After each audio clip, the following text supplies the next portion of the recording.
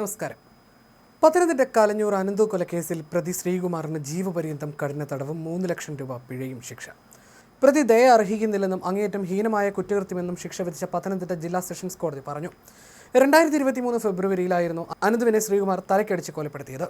തന്റെ ഭാര്യയുമായി അനന്തുവിന് ബന്ധമുണ്ടെന്ന് സംശയിച്ചായിരുന്നു ശ്രീകുമാർ അനന്തുവിനെ തലക്കടിച്ച് കൊലപ്പെടുത്തിയത്. സുഹൃത്തുക്കൾക്കൊപ്പം കലഞ്ഞൂർ കനാലിനോട് 1/2 കിലോമീറ്റർ അകലത്തായി ഇരിക്കുകയായിരുന്ന അനന്തുവിനെ എല്ലാവരും പോയ ശേഷം കമ്പി കൊണ്ട് തലക്കടിച്ച് ശ്രീകുമാർ കൊലപ്പെടുത്തി. പിന്നീട് മൃതദേഹം കനാലിൽ ഉപേക്ഷിച്ചു. 2 ദിവസത്തിനു ശേഷം അനന്തുവിന്റെ മൃതദേഹം കണ്ടെത്തി. കൊലപ്പെടുത്തിയ സ്ഥലത്ത് നിന്ന് കനാലിലേക്ക് അനന്തുവിനെ കൊണ്ടുപോയ സ്ഥലത്ത് നിന്ന് ചോരപ്പാടുകളും പോലീസ് ശേഖരിച്ചു. മൃതദേഹത്തിൽ അടിയേറ്റതിന്റെ പാടുകൾ കണ്ടതോടെ സംഭവം കൊലപാതകമാണെന്ന് പോലീസ് സംശയിച്ചു. ഇൻക്വസ്റ്റിലും പോസ്റ്റ്മോർട്ടത്തിലും അനന്തുവിന്റേത് മുങ്ങിമരണമല്ല കൊലപാതകമെന്ന് തെളിഞ്ഞു. ഇതോടെ സംഭവം നടന്ന 2 ദിവസത്തിനകം അയൽവാസിയായിരുന്ന ശ്രീകുമാർ പിടിയിലായി. ശാസ്ത്രീയ തെളിവുകൾ ശേഖരിച്ചായിരുന്നു പിന്നീടുള്ള അന്വേഷണം. പ്രതി കുറ്റക്കാരനെന്ന് കോടതി കണ്ടെത്തിയതോടെ ശ്രീകുമാറിന് ജീവപര്യന്തം കഠിന തടവും 3 ലക്ഷം രൂപ പിഴയും വിധിച്ചു. 2023 ഈ മരിച്ചുപോയ വ്യക്തികളെ കാണാതെ ആയതുമായി ബന്ധപ്പെട്ട് 6-ാം തീയതി സഹോദരി പരാതി കൊടുക്കുന്നു. 7-ാം തീയതി ഈ കാണാതായ ആളുടെ ബോഡി അവിടുത്തെ കനാലിൽ കണ്ടെത്തുകയും അന്ന് തന്നെ ഈ കേസിലെ പ്രതി അബ്സ്കോണ്ടിങ് ആകുകയും അതിനുശേഷം പ്രതിയെ അന്വേഷിച്ച് വരുന്ന ഈ കേസിലെ പ്രതിയെ കുളത്തുമൽ എന്ന സ്ഥലത്ത് വെച്ച് പോലീസ് അറസ്റ്റ് ചെയ്തിട്ടുണ്ട്.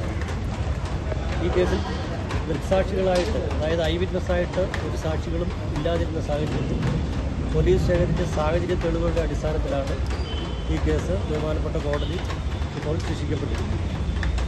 ലൈഫ് ഇംപ്രിസൺമെൻറ്റും കൂടാതെ 3 ലക്ഷം രൂപയും പിഴയുമാണ് 302 സെക്ഷനിൽ കോടതി കണ്ടെത്തിയിരിക്കുന്നത്.